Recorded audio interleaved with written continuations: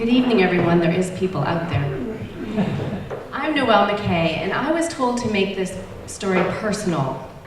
So this is a little more personal than some of the other stories that you've heard this evening.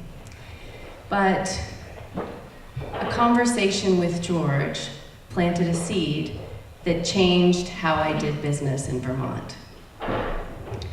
So I can't believe I'm telling you this, but I have a voice in the back of my head that speaks to me at times when I don't listen to my heart or my gut.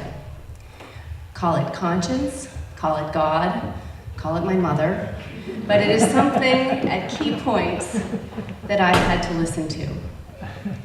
So when I came into my job in 2011 as Commissioner of Housing and Community Development, I was really excited. I was going to get to do the work I loved and I cared about. Working with communities, building up our downtowns, creating more housing options. And I didn't really know politics, and I did not know the bureaucracy that I was going to have to deal with. There's a lot of forms in state government, which I still don't fill out. And I went into an office that didn't have a file, hard file, didn't have a computer file, no contacts, and it took me about a week to figure out how to dial out on a long distance call. But I was ready to go and I was really excited. And the first 8 months were pretty uneventful. And then Tropical Storm Irene hit. And that changed so many people's lives in so many different ways in this state. And I found out that our agency was responsible for recovery, long-term recovery, and not the response. So we had a little bit of time. And I got to speak to people across the country, and I had a conversation with you, George. And you talked about your work at ISC and how you had really worked with communities to think about resilience. And so the director of the emergency management, so the point for Irene recovery and emergency management, and if you've never worked with emergency management folks, they're really intimidating. You know, they're in camo, they've got boots, they're really straight. And so Ross came to me, and so Ross is, he spent his life, military, Red Cross, he's got a crew cut, he's really straight, he has a pocket protector, and he always has an insignia on. And the only thing that I figured I could work with him is he had this little twinkle in his blue eyes, and I figured, okay, maybe I can work with you. And he came to me and he said, Noelle, the SEOP says that you guys have 3 task force, and you need to deploy them. And I'm nodding, and the bubble over my head is saying, SEOP? What's that? Task force? Deploy? Do I get National Guard? And what shoes do I wear with that? So I put my ego aside and I said, what are you talking about, Ross? And he said, SEOP is a state emergency operations plan. And your agency is responsible for economic recovery, community development recovery, and cultural and historic resources. And he said, the great news is 2009, we updated that plan, and I'll send you over those pertinent documents. I said, great. So I opened the email, and I'm looking through it, and every page has TBW. So I'm thinking, is that another emergency management term, and there's got to be a link somewhere else? So I called him and I said, Ross, what's TBW? And he goes, to be written. So I said, so you're telling me there's 3 task forces, I'm supposed to deploy and start, and there's no roadmap? And he said, yep. I said, okay, do you trust me? And he said, I have no choice. So in thinking about the conversation I had with George, I was thinking about how do we do community recovery differently? Because the rest of the State Emergency Operations Plan had a bunch of heads of different agencies coming together to talk about what the issues were. And I was thinking we really needed to do something different. We needed to go out to communities, and we need to really hear where they were at. But in my head, I was hearing, this could go really bad. The publicity could be bad. The meetings could be bad. We don't have enough staff. It could look bad for the governor. And all of these things were running through my mind.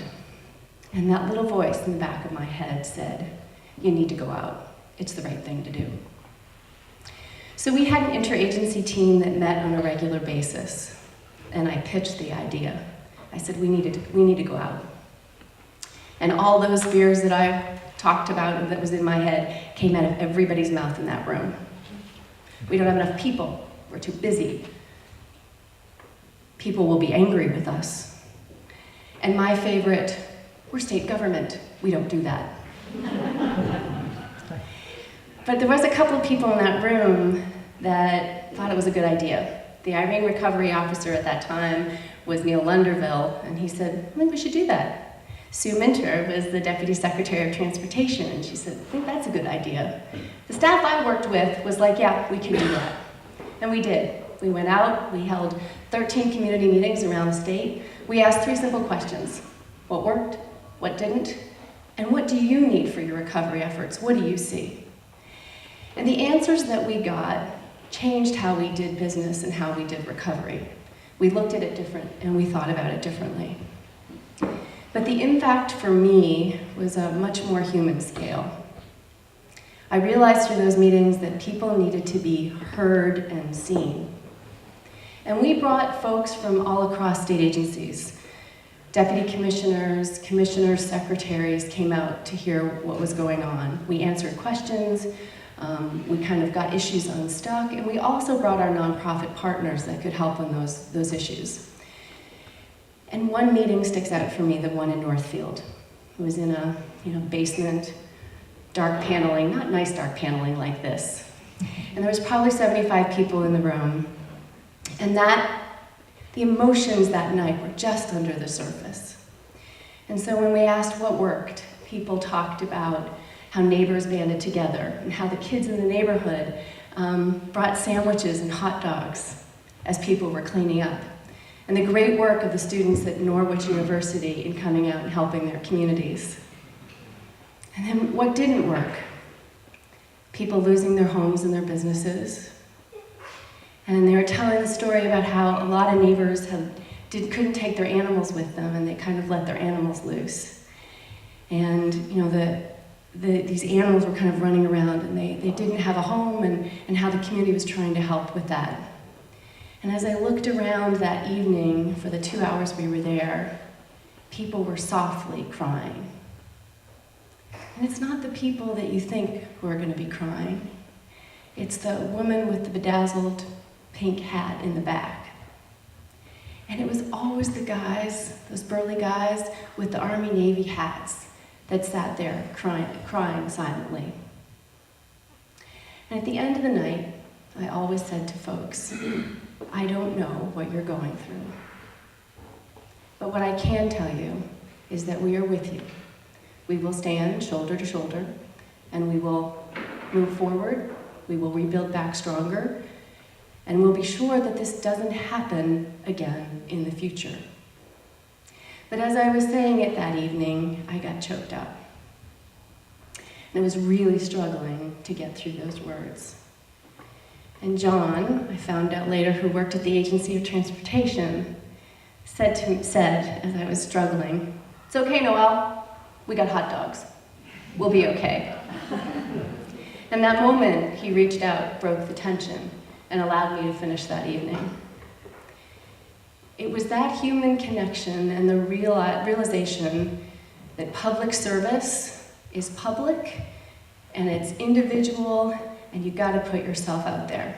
It changed how I did my work.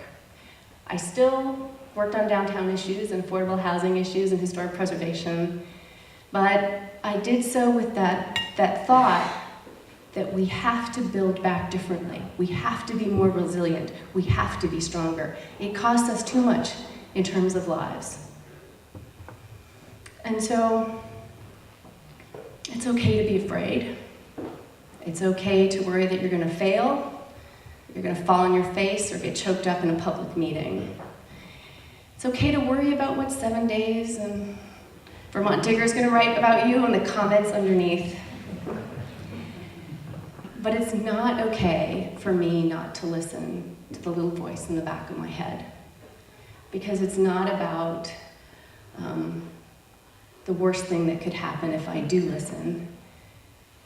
It's what's the missed opportunity if I don't listen to it. So thank you for planting those seeds.